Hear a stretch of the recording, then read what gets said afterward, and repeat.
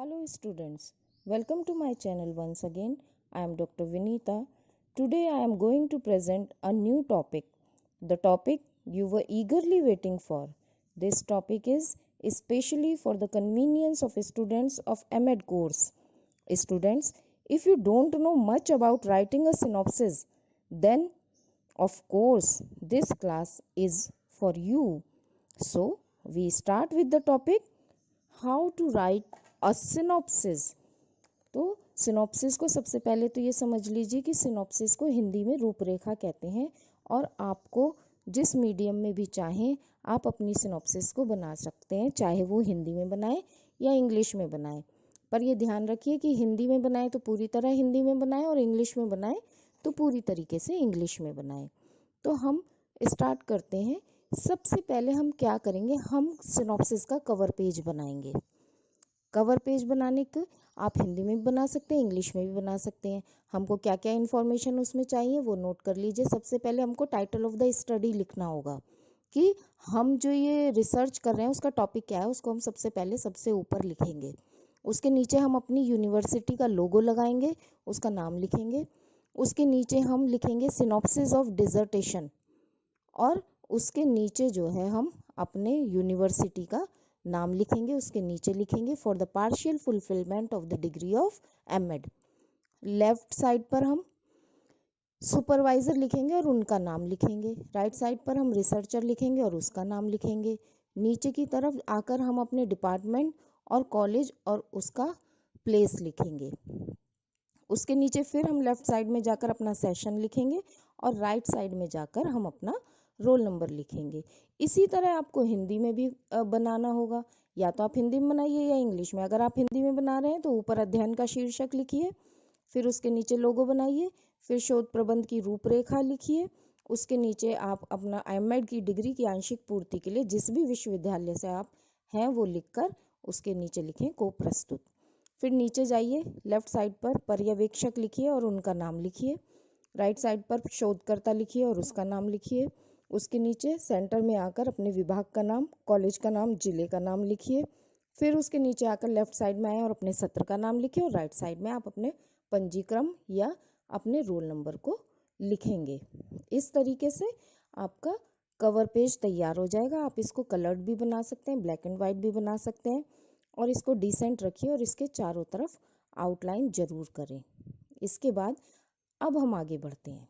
हम देखेंगे कि सिनॉप्सिस का फॉर्मेट क्या है, पर उससे पहले आपको ये जान लेना चाहिए कि सिनॉप्सिस है क्या। Before starting to work on dissertation, a synopsis is a short systematic outline of your proposed research. The synopsis is a brief outline of your future work, so write it in the future tense. आपका जो प्रस्तावित अनुसंधान है उसकी एक छोटी और व्यवस्थित रूपरेखा या सिनॉप्सिस है। सिनॉप्सिस या रूपरेखा आपके भविष्य के काम का एक संक्षिप्त प्रारूप है कि आप जो भविष्य में शोध करने वाले हैं उसकी प्लानिंग क्या है। उस प्लानिंग को हम सिनॉप्सिस या रूपरेखा कहते हैं। और क्योंकि ये भविष्य में हमको करना है वो बताना है, इसलिए इसे भविष्य काल में लिखेंगे। हम इसको हमेशा ही write it in the future tense. एक सिनॉप्सिस सदा फ्यूचर टेंस में लिखिए क्योंकि हमको भावी शोध के बारे में यहाँ पर बात करनी है। साथ ही साथ आप ये भी ध्यान रखिए कि इसको A4 साइज के पेजेस पर हम केवल राइट साइड में लिखते हैं और 1000 words is the maximum limit और इसके लिखने की लिमिट 1000 शब्दों तक है, यानी कि ज़्यादा से ज़्यादा हम 10 पेज एक सिनॉप्सिस में लिखते हैं। हमारी पूरी स्टडी जो है वो उसकी प्लानिंग 10 पेज के अंदर अंदर आ जानी चाहिए। अब आते हैं, आगे चलते हैं। A synopsis must have the following headings. कोई किसी भी सिनॉप्सिस को लिखने के लिए हमको क्या चीज़ें ध्यान में रखनी चाहिए। How to write an outstanding synopsis for thesis project, कैसे लिखना है ये हमको अपने ध्यान में रखना चाहिए। हो सके तो इनको रफ नोट्स बनाकर रखें। एक सारांश में क्या क्या होना चाहिए देखिए। सबसे पहले the title of the project topic, परियोजना विषय का शीर्षक। The title should reflect the objectives of the study, यानी एक शीर्षक को अध्ययन के उद्देश्यों को प्रतिबिंबित करना चाहिए। टाइटल कैसा हो? टाइटल ऐसा होना चाहिए जिसको पढ़ने से ही पता चले कि हमारी स्टडी के ऑब्जेक्टिव्स या उद्देश्य क्या हो सकते हैं। तो एक ऐसा appropriate to the point topic होना चाहिए। Nothing can be worse than realizing that you may have chosen the wrong dissertation topic, especially after weeks of planning and meetings with your supervisor. योजना के हफ्तों बाद और विशेष रूप से अपने गाइड के साथ बैठकों के बाद आपको ये पता चले कि आपने गलत शोध विषय चुन लिया, तो ये बहुत बुरा होगा। A bad topic may result in rejection of evaluator. एक खराब विषय का परिणाम मूल्यांकनकर्ता द्वारा अस्वीकृति हो सकती है। एक जो सुपरवाइजर है, एक जो इवेल्युएटर है, एक जो परीक्षक है, वो आपकी सिनॉप्सिस को रिजेक्ट भी कर सकता है। In short, success of whole dissertation depends upon the topic. किसी भी डिसर्टेशन की सक्सेस जो है वो उसके शीर्षक पर निर्भर करती है कि आपने वो किस प्रकार से लिया है, किस प्रकार से बनाया है और उसमें उद्देश्यों को किस प्रकार से रखा गया है। The title should reflect the objectives of the study. इसलिए शीर्षक को अध्ययन के उद्देश्यों को प्रतिबिंबित करना ही चाहिए। तो इस चीज को आपको ध्यान में रखना है। दूसरी चीज, the abstract for the research. किसी भी शोध विषय के लिए एक सार बनाना चाहिए, एक एब्स्ट्रैक्ट बनाना चाहिए कि हम क्या क्या कर सकते हैं, उसका बैकग्राउंड क्या है, आगे हम क्या करेंगे। तीसरी चीज ध्यान में रखेंगे, the need for the project. परियोजना की आवश्यकता क्या है, नीड क्या है इसकी। अगर ये पहले भी की जा चुकी है तो आज हम क्यों कर रहे हैं। आज के समय में अगर इसकी आवश्यकता है तो वो क्या आवश्यकता है वो आपको बतानी होगी।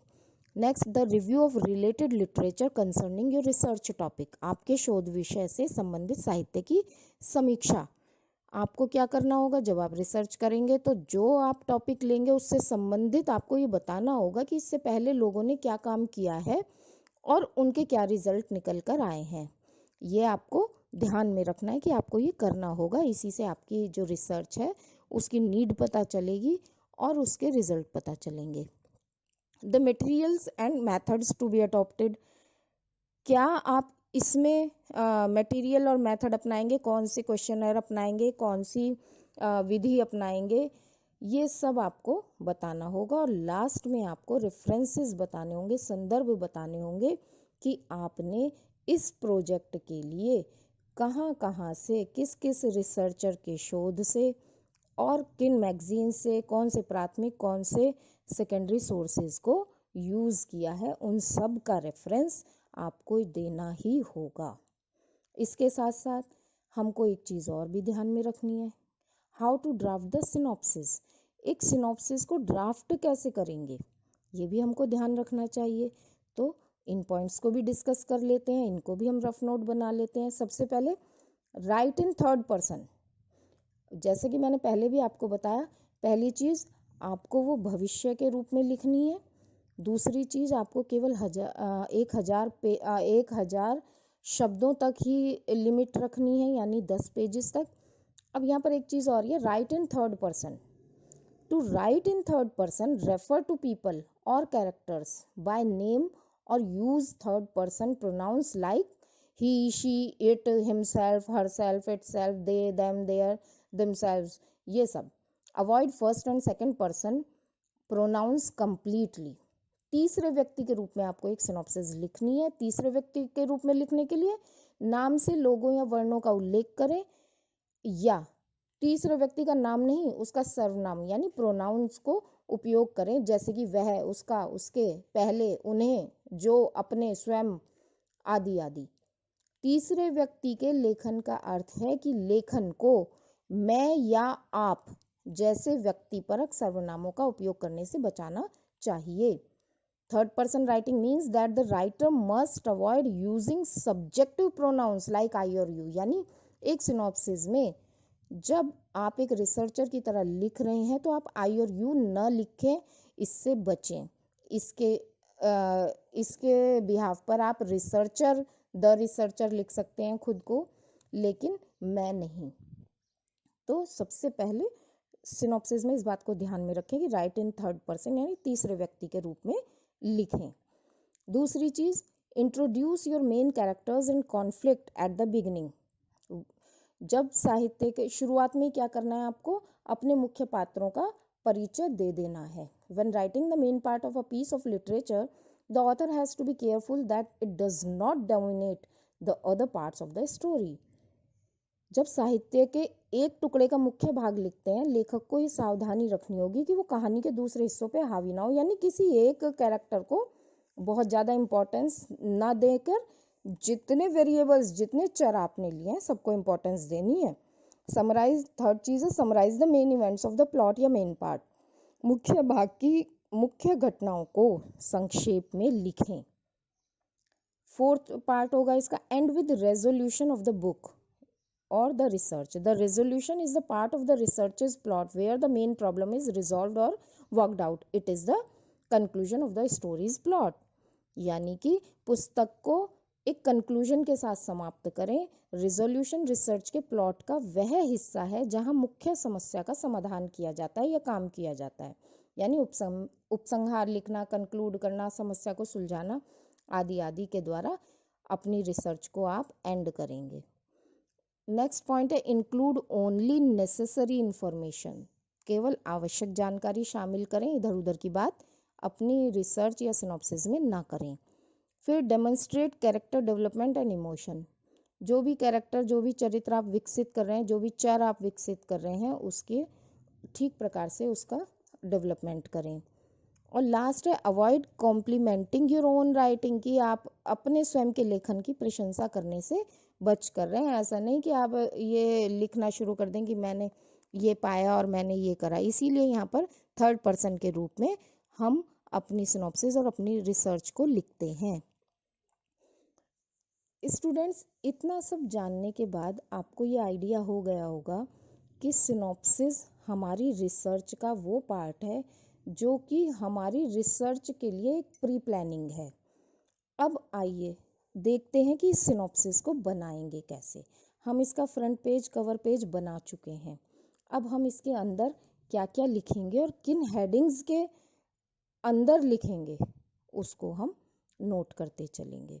तो सबसे पहले हम चैप्टर 1 लिखते हैं, यानी कि हमारी रिसर्च बनाते समय जो चैप्टर 1 होगा उसमें क्या क्या होगा उसका हम शॉर्ट ब्रीफ देंगे कि हम अपनी रिसर्च में ये काम करेंगे और इन हेडिंग्स के अंतर्गत करेंगे। तो सबसे पहले फर्स्ट चैप्टर में हम पहली चीज देंगे इंट्रोडक्शन, यानी प्रस्तावना। It should contain brief background of the selected topic. It must identify the importance of a study, its relevance and applicability of results. It must clearly state the purpose of the study. यानी सबसे पहले हम परिचय देंगे, प्रस्तावना देंगे और इसमें चयनित विषय की, चयनित टॉपिक की संक्षिप्त पृष्ठभूमि होनी चाहिए। सबसे पहले हम बैकग्राउंड लिखेंगे अपनी रिसर्च के लिए कि हमने ये क्यों करने की सोची, इसे अध्ययन के महत्व, इसकी प्रासंगिकता, परिणामों की प्रयोज्यता की पहचान करनी चाहिए। इसे अध्ययन के उद्देश्यों को स्पष्ट रूप से बताना चाहिए। तो इंट्रोडक्शन को क्या करना चाहिए, रेलिवेंस बतानी चाहिए, क्लियरली स्टेट करना चाहिए कि पर्पसेस क्या हैं। ये सारी चीज़ें हमको इंट्रोडक्शन में बतानी होंगी। इसलिए हमारा पहला चैप्टर जो होगा वो इंट्रोडक्शन या प्रस्तावना होगा। अब प्रस्तावना में हम लिखेंगे क्या क्या, ये तो एक जनरल बात है कि हमको जो है इम्पोर्टेंस बतानी है, रेलिवेंस बतानी है, एप्लीकेबिलिटी बतानी है, पर्पस बताने हैं। एक्चुअली हमको क्या करना है, we will write 6 points under this heading. हम इस शीर्षक के तहत 6 बिंदुओं पर अपनी बात को रखेंगे।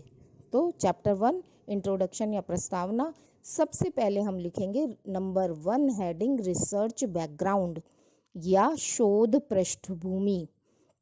और इसमें हम बताएंगे कि जो शोध हम करने जा रहे हैं उसमें पहले क्या हुआ है और इसके बारे में क्या मान्यताएं हैं, उसका हम इंट्रोडक्शन देंगे। दूसरी चीज हम बताएंगे रैशनेल और नीड ऑफ द स्टडी, अध्ययन का औचित्य या आवश्यकता, कि अगर ये पहले हो चुका है तो फिर हमने ये अध्ययन क्यों करना उचित समझा, तो उसकी हमको जो है नीड और रैशनेल बतानी होगी, उसकी आवश्यकता बतानी होगी, उसके लिए तर्क देना होगा कि हमने ये टॉपिक क्यों लिया। थर्ड पॉइंट हम देंगे स्टेटमेंट ऑफ द प्रॉब्लम या समस्या का कथन। समस्या क्या है? हमारा टॉपिक। तो यहाँ पर हम सीधे सीधे अपने टॉपिक को लिख देंगे स्टेटमेंट ऑफ द प्रॉब्लम में। आगे चलेंगे, फोर्थ पर आ जाएंगे हम, यानी कि 1.4। हमें एक बात और ध्यान में रखनी है कि जब हम चैप्टर 1 लिख रहे हैं तो चैप्टर 1 के अंदर जो हमारी सारी हेडिंग्स हैं वो 1 पॉइंट के अंतर्गत ही आएंगी। जैसे कि हमने कहा कि इसमें 6 पॉइंट्स हैं, इसका मतलब रिसर्च बैकग्राउंड या शोध पृष्ठभूमि जो है वो 1.1 है, अध्ययन का औचित्य 1.2 है, समस्या का कथन 1.3 है, प्रमुख शब्दों की कार्यात्मक परिभाषा यानी operational definitions of the keywords ये 1.4 पॉइंट है। तो 1.4 पॉइंट में हम प्रमुख शब्दों की कार्यात्मक परिभाषा लिखेंगे। अब ये कार्यात्मक होते क्या है प्रमुख शब्द? यानी वो शब्द जो कि हम अपनी रिसर्च में यूज करने वाले हैं, हमारे टॉपिक में स्पेसिफाई भी किए गए हैं। An operational definition is how the researcher decide to measure variables in the study. An operational definition, when applied to data collection, is a clear, concise, detailed definition of a measure. When invoices are being checked for errors, the data collection will be meaningless if the definition of an error has not been specified. When collecting data, it is essential that everyone in the system has the same understanding and collects data in the same way. एक संचालनगत या क्रियात्मक परिभाषा वो है कि शोधकर्ता अध्ययन में चर को नापने का निर्णय कैसे लेता है। डेटा संग्रह के लिए इस परिभाषा को लागू किया जाता है जब वो एक माप की स्पष्ट संक्षिप्त परिभाषा होती है कि जब हम त्रुटियों के लिए शोध को चेक करते हैं तो त्रुटि की परिभाषा अगर नहीं बताई गई है तो हमारा डेटा कलेक्शन अर्थहीन हो जाएगा। डेटा एकत्र करते समय यह आवश्यक है कि सभी के पास समान समझ होनी चाहिए। इसका अर्थ यह है कि सभी के पास समान समझ क्या होगी?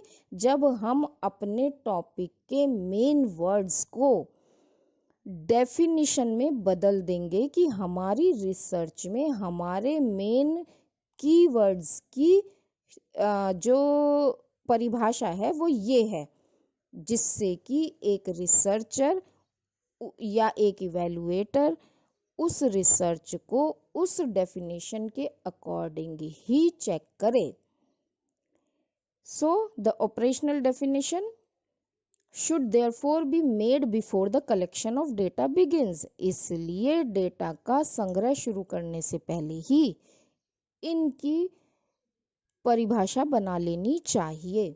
तो हमको 1.4 पर अपनी ऑपरेशनल डेफिनेशन या संचालनगत परिभाषा या कार्यात्मक परिभाषा लिखनी होगी।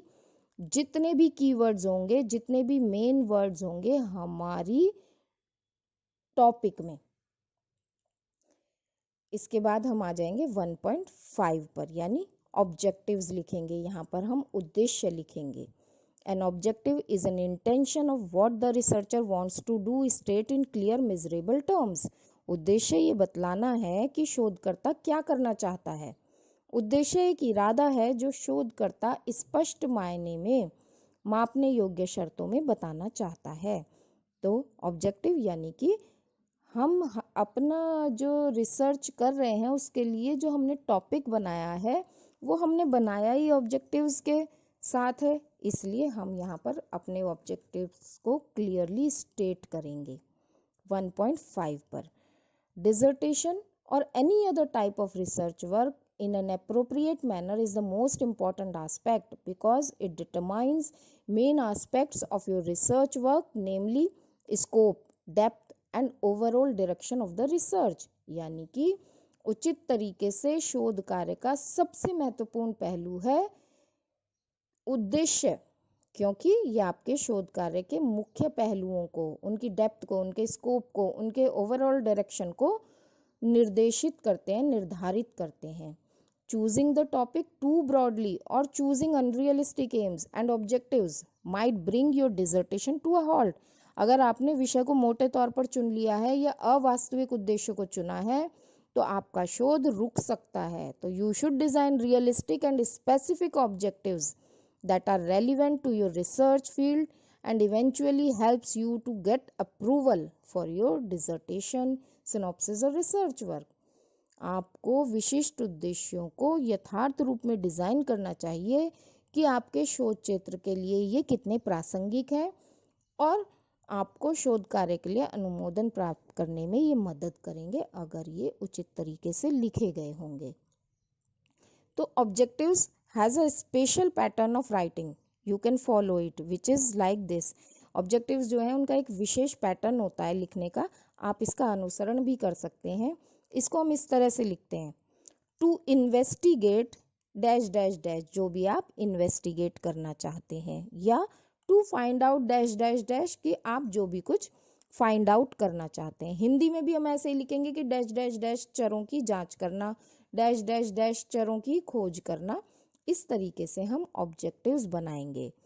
एमएड की डिसर्टेशन के लिए ध्यान रखिए कि आपको 2, 3 और 4 से ज़्यादा, 1 से 4 तक ही ऑब्जेक्टिव्स बनाने चाहिए। आपको कोशिश करनी चाहिए कि आपको 2 या 3 ही ऑब्जेक्टिव्स बनाने चाहिए। अब ऑब्जेक्टिव्स हमने लिख लिए। ऑब्जेक्टिव्स लिखने के बाद अब हमको उसकी हाइपोथेसिस लिखनी होगी। 1.6 पर हम हेडिंग डालेंगे हाइपोथेसिस या परिकल्पना, और अब हम परिकल्पना बनाएंगे। परिकल्पना क्या है? परिकल्पना एक कथन है, एक स्टेटमेंट है जो 2 चरों के बीच में या 2 वेरिएबल्स के बीच में एक संबंध को दर्शाता है। A hypothesis is a statement showing expected relation between two variables. A hypothesis is needed in the following study designs. Number 1, all interventional studies, cohort, case control आदि आदि। तो हमको हाइपोथेसिस बनानी है, एक स्टेटमेंट बनाना है अपने ऑब्जेक्टिव्स के आधार पर। अगर हमारा एक ऑब्जेक्टिव है टू इन्वेस्टिगेट, जो भी आप आगे लिखें डैश डैश, तो उसको इन्वेस्टिगेट करने के लिए, उसको जांच करने के लिए आप क्या प्रश्न या क्या कथन बना रहे हैं वो हम यहाँ पर लिखेंगे। हमारी परिकल्पनाएं हमारे उद्देश्यों का विस्तृत रूप होती हैं। The entire dissertation revolves around the research hypothesis, so making a mistake here could ruin the whole research work. Needless to say, it can all be a little intimidating, and many students find this to be the most difficult stage of their dissertation work. पूरा शोध प्रबंध शोध परिकल्पना के इर्द गिर्द घूमता है, इसलिए यहाँ एक गलती करने से पूरा शोध कार्य बर्बाद हो सकता है। कहने की जरूरत नहीं कि कई छात्रों को ये शोध कार्य सबसे कठिन लगता है, लेकिन यदि हम इन हेडिंग्स के अकॉर्डिंग अपने काम को करेंगे तो हमारी सिनॉप्सिस अच्छी तरह से लिखी जाएगी। अपने शोध कार्य में एक अच्छी परिकल्पना में हमको 3 चीज़ें देखनी होती हैं। A good hypothesis has the following 3 main features. Number 1, क्या क्या करना होगा हमको एक अच्छी परिकल्पना लिखने के लिए? It clearly identifies the question being studied in dissertation. ये शोध प्रबंध में अध्ययन किए जा रहे प्रश्न की स्पष्ट रूप से पहचान करे कि हम क्या प्रश्न जो है लेकर चले हैं शोध के लिए, जिसका कि हमें उत्तर ढूंढना है, उसको हम स्पष्ट रूप से पहचान करें। दूसरी चीज, it is an educated testable prediction about the result. ये परिणामों के बारे में एक भविष्यवाणी है जिसका अध्ययन और परीक्षण किया जा सकता है। यानी ये ऐसे प्रश्न हैं जो कि हमें ये बताते हैं कि परिणाम ऐसा हो सकता है, और जब हम ये स्टेट कर देते हैं कि परिणाम ऐसा हो सकता है, इसकी जांच करनी है, इसको फाइंड आउट करना है, तो हम इसको जो है क्लियरली स्टेट करते हैं कि किस चीज़ का हमको परीक्षण करना है। तीसरी चीज़ है, it is written in clear and simple language. ये स्पष्ट और सरल भाषा में लिखी जाती है। हाइपोथेसिस को कभी भी हम घुमा फिरा कर नहीं लिखते हैं, हम सिंपल और क्लियर स्टेट करते हैं एक हाइपोथेसिस को, जिससे कि समझ में आ जाए। For example, the pattern of hypothesis writing is, एक जिस तरह हमारे ऑब्जेक्टिव्स को लिखने का एक पैटर्न है, उसी तरह हमारे हाइपोथेसिस को लिखने का भी एक पैटर्न है। और जब हम इसको नल हाइपोथेसिस में लिखते हैं तो हम ये मान के चलते हैं कि हमारे इस प्रश्न में या हमारे इस कथन में हम ऐसा प्रेडिक्शन रखते हैं जो बायस्ड ना हो किसी भी चर की तरफ। इसलिए हम ये कहते हैं कि जो भी चर हम फाइंड आउट कर रहे हैं उनके बीच में कोई महत्वपूर्ण अंतर या संबंध नहीं है। तो पैटर्न हम क्या रखेंगे? अगर हम अपनी हाइपोथेसिस का स्टेटमेंट लिख रहे हैं तो हम इस तरीके से भी लिख सकते हैं, there exists no significant difference in dash dash dash, जो भी आपके वेरिएबल हैं। There exist no significant relationship between dash dash dash, जो भी आपके चर हैं। तो पैटर्न जो है हाइपोथेसिस का वो इस तरीके से हम एक क्लियर स्टेटमेंट की तरह स्टार्ट करते हैं।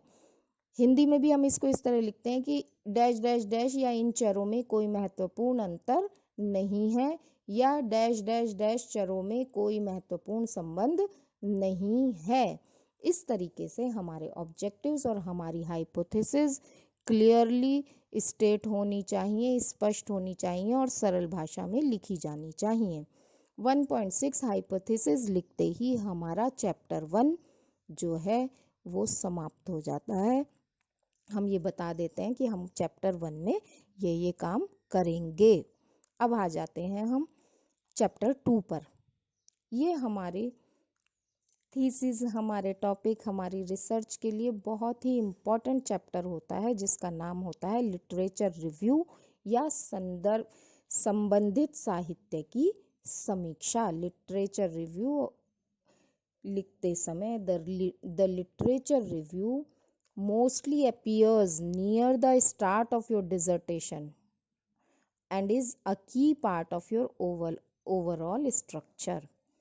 साहित्य की समीक्षा ज़्यादातर आपके शोध प्रबंध की प्रस्तावना अध्याय के बाद की जाती है, after the introduction chapter.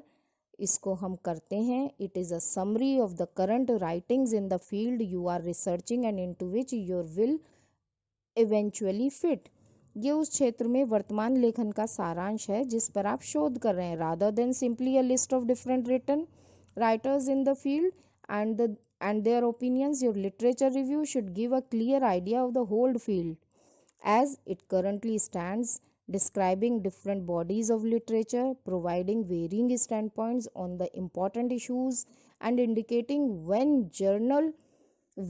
general opinions have recently changed or are currently being challenged. It must provide a critique of each work, not simply a summary of the books and articles to which you refer. क्षेत्र के विभिन्न लेखकों की सूची और उनकी राय के बजाय आपकी साहित्य समीक्षा में पूरे क्षेत्र का स्पष्ट विचार होना चाहिए, क्योंकि ये वर्तमान से संबंधित है, साहित्य के विभिन्न निकायों का वर्णन करता है, महत्वपूर्ण मुद्दों पर अलग अलग दृष्टिकोण प्रदान करता है और ये दर्शाता है कि हाल ही में जो आम राय है वो क्या कहीं बदल गई है या वर्तमान में इसमें कहाँ कहाँ चुनौतियाँ आ गई हैं। यहाँ प्रत्येक कार्य की एक स्पष्ट आलोचना दी जानी चाहिए, ना कि केवल उन पुस्तकों और लेखकों का सारांश दें जिन्हें आप संदर्भित करते हैं। तो साहित्य की समीक्षा का अर्थ है डिटेल में आप स्टडी करके अपनी उस स्टडी को अपने लिटरेचर रिव्यू में लिखेंगे। अब major problems face by students while designing literature.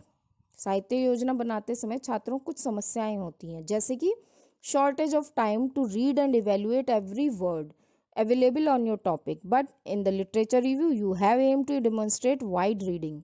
आपके विषय पर उपलब्ध प्रत्येक शब्द को पढ़ने और मूल्यांकन करने के लिए समय की कमी रहती है, लेकिन साहित्य समीक्षा में आपका उद्देश्य ही यह है कि आप व्यापक रूप से पढ़ें और ये आपके लिटरेचर रिव्यू में दिखाई भी देगा।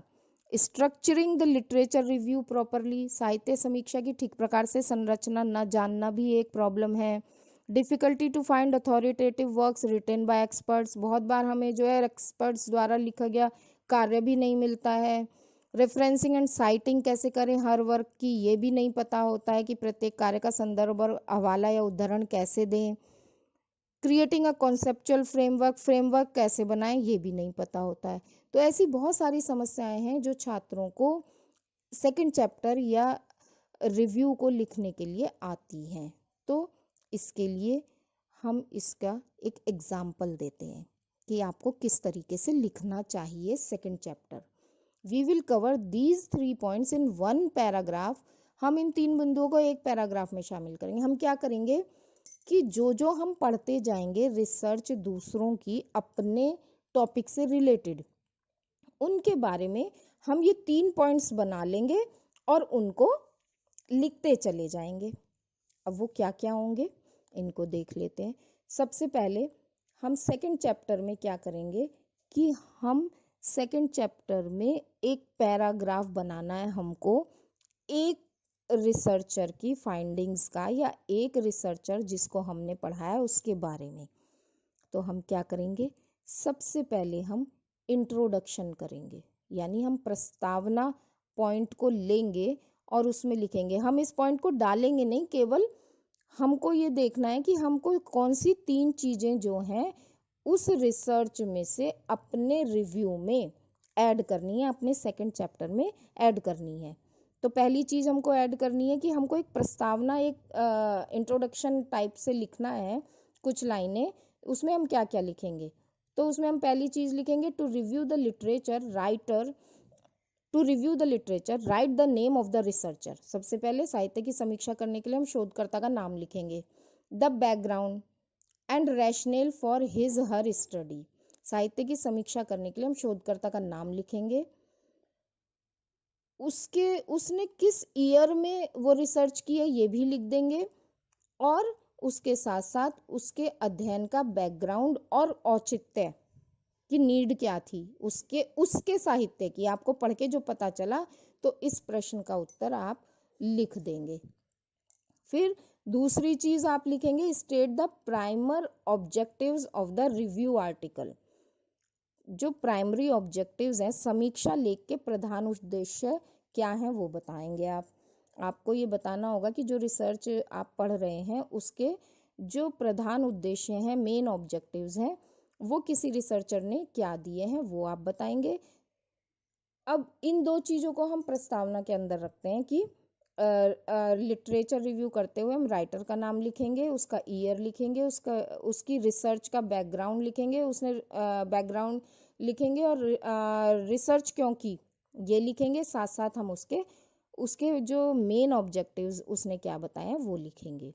दूसरा पॉइंट हम रिजल्ट लिखेंगे। फिर describe findings of the review researches. उस रिसर्चर ने अपनी रिसर्च में कौन से निष्कर्ष बताए हैं वो हम लिखेंगे। इसके बाद तीसरी चीज हम डिस्कशन लिखेंगे। Right directions for further researches given by the researcher. Result के बाद हम लिखेंगे कि आगे के शोधों के लिए शोधकर्ता ने कुछ निर्देश लिखे होंगे कि मैंने रिसर्च इस पर की है और अभी इन क्षेत्रों में और रिसर्च की जा सकती है, तो उन्होंने ऐसा जो बताया है उसको भी हम इस पैराग्राफ में लिखेंगे। इस तरह से हमारा जो सेकंड चैप्टर है उसका एक रिव्यू तैयार हो जाएगा। जो हम लिटरेचर पढ़ेंगे उस लिटरेचर का रिव्यू हम एक पैराग्राफ में लिख देंगे। इस तरह से हम कम से कम 10 से 12 रिव्यू जो हैं एक सिनॉप्सिस में काफ़ी होते हैं। 10 से 12 पैराग्राफ लिखेंगे, यानी कि 10 से 12 राइटर, उनके टॉपिक्स, उनका ईयर और उसके साथ उसका बैकग्राउंड, उसके ऑब्जेक्टिव्स, उसका रिजल्ट और साथ में उन्होंने फर्दर सजेशंस क्या दिए हैं ये सब हम एक एक पैराग्राफ में लिखते चले जाएंगे, तो हमारा सेकंड चैप्टर तैयार हो जाएगा। अब हम आते हैं थर्ड चैप्टर पे, रिसर्च डिज़ाइन एंड मेथोडोलॉजी, यानी अनुसंधान की रेखा चित्र और कार्य प्रणाली। अब हम यहाँ पर क्या करेंगे कि कुछ चीज़ें, ये बहुत इंपॉर्टेंट चैप्टर है और इसको हमें बहुत ध्यान से लिखना होता है। तो इसमें हमको क्या क्या करना होगा, इसके लिए हमें सबसे पहले क्या लिखना है।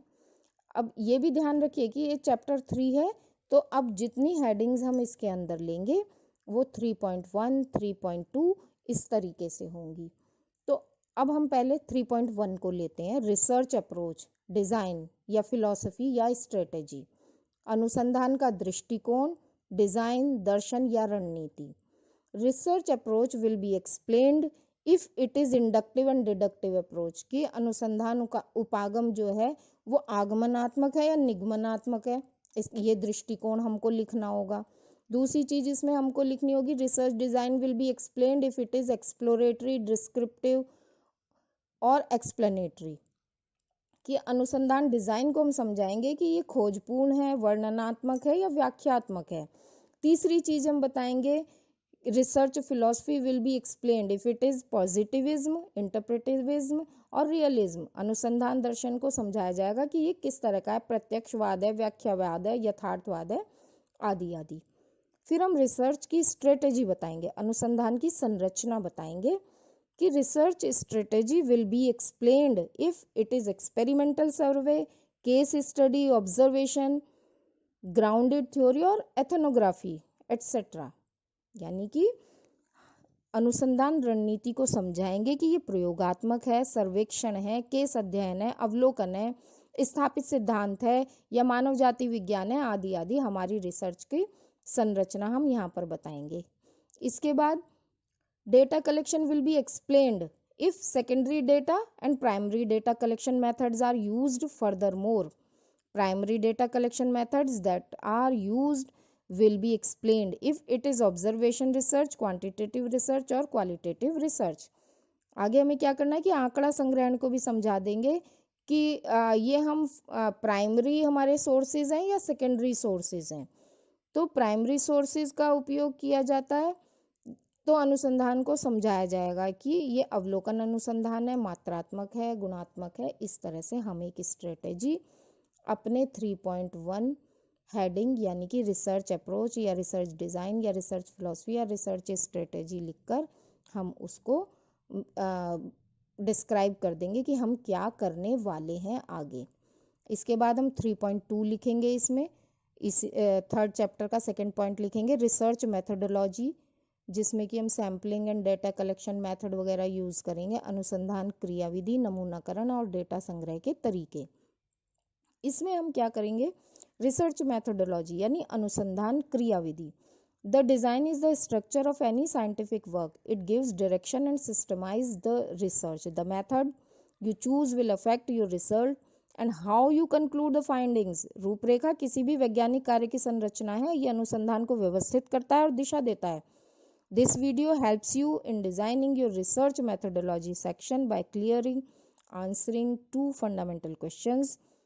ये वीडियो जो है ये 2 मूलभूत प्रश्नों के उत्तर देकर आपको शोध पद्धति के तैयार करने में मदद करता है। पहली चीज, how will the data collect और जनरेटेड, डेटा कैसे एकत्र या उत्पन्न होगा, और हाउ विल इट एनालाइज, और इसका विश्लेषण कैसे होगा। तो रिसर्च मेथोडोलॉजी में हमको ये 2 चीजें क्लियर करनी होती हैं। इसमें हमको सैंपल साइज बताना होगा। एक हेडिंग हम डालेंगे sample size, how many people will be included if there are group, how many per group. नमूना आकार के कितने लोगों को शामिल किया जाएगा, यदि समूह है तो प्रति समूह कितने लोग हैं। सैम्पलिंग टेक्निक बतानी होगी, type of sampling technique employed, कि कौन सी नमूना चयन तकनीक को हम नियोजित कर रहे हैं। अब सैम्पलिंग टेक्निक वो बतानी होगी हमें। Sampling technique will be explained if it is simple random sampling, systematic sampling, stratified sampling etcetera. हमको नमूने चयन की प्रविधि बतानी होगी यहाँ पर, कि जो हमारी रिसर्च है वो यादृच्छिक नमूनाकरण है, व्यवस्थित नमूनाकरण है, स्तरीकृत है, आदि आदि जो भी हमारी सैम्पलिंग टेक्निक होगी। Sample size and sample procedure will also be explained. हमको सैंपल का साइज और सैंपल का प्रोसीजर भी बताना होगा।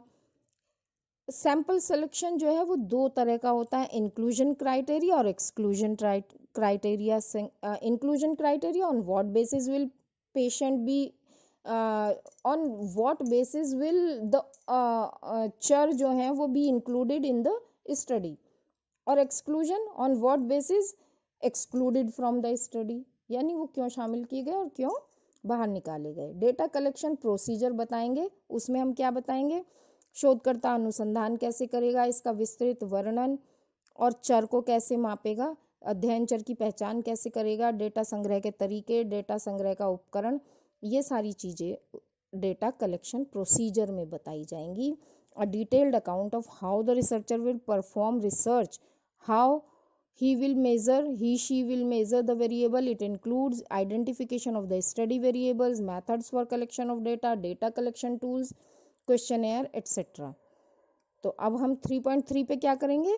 3.3 पे हम आइडेंटिफाई वेरिएबल्स, यानी वेरिएबल्स को आइडेंटिफाई करने के लिए लिखेंगे of the study and the describe dependent and independent variable. यहाँ पर हम बताएंगे 3.3 में कि चर कौन से हैं और वो निर्भर चर हैं या स्वतंत्र चर हैं, उनके बारे में यहाँ पर हम बता देंगे।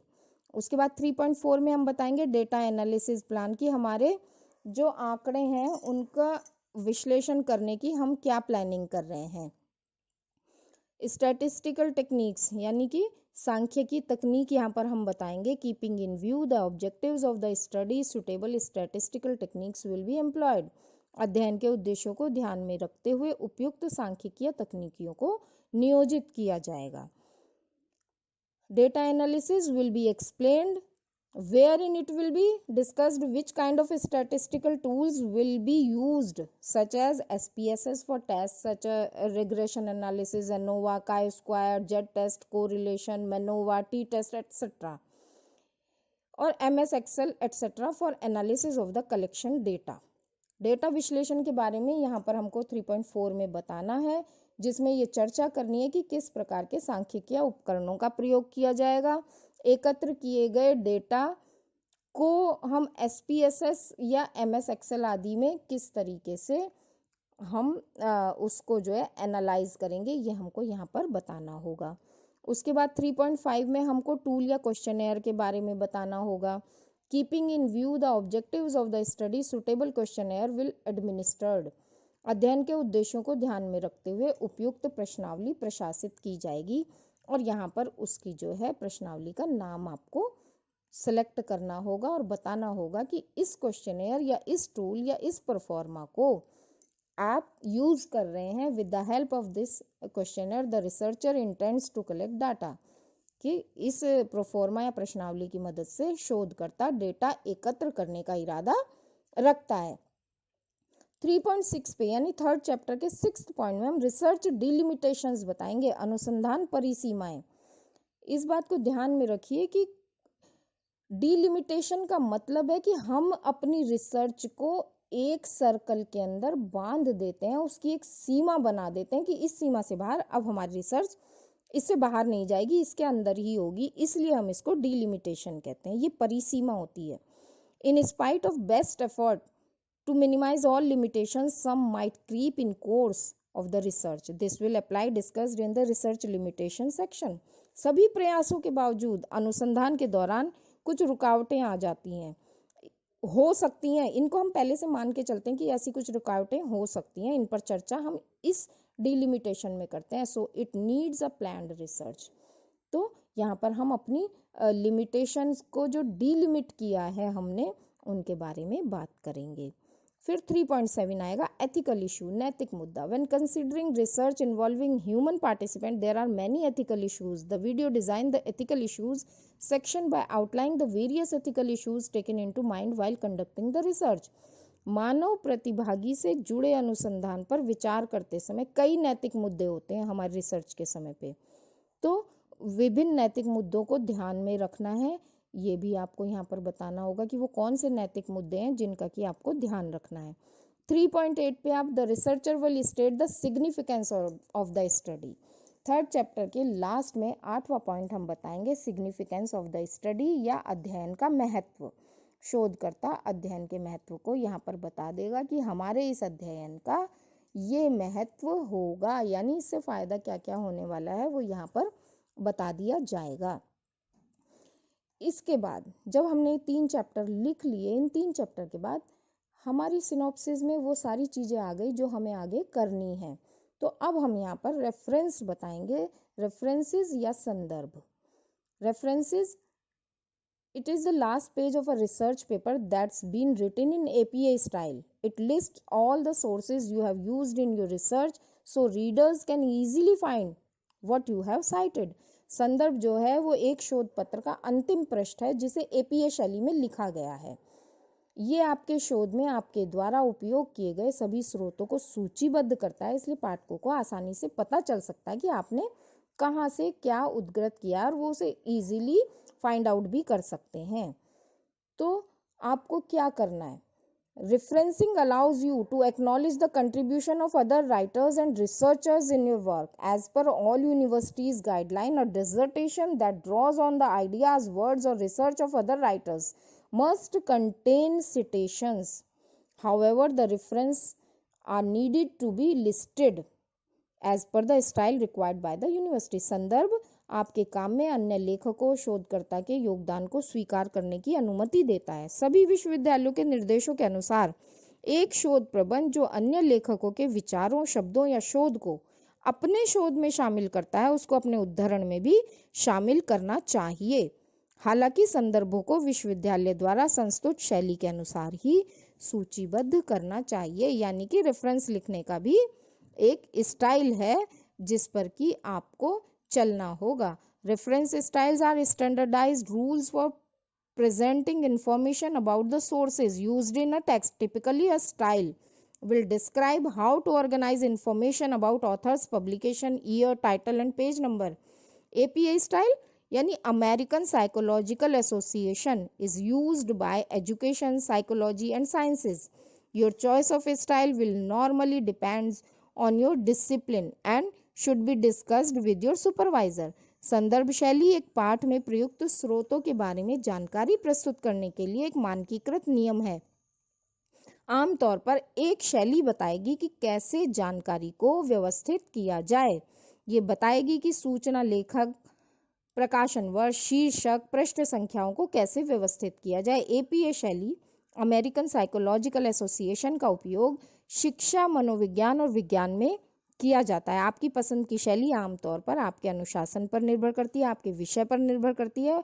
इसके लिए आपको अपने पर्यवेक्षकों, अपने गाइड्स के साथ भी चर्चा करनी चाहिए। अब हम इसका जो है एक उदाहरण देख लेते हैं कि रेफरेंस को हम किस तरह एपीए स्टाइल में लिखते हैं। When writing a reference list in the APA style, अब हमको अपना ये लास्ट पेज बनाना है सिनॉप्सिस का, उसको हम किस तरह लिखें ये भी समझ लीजिए।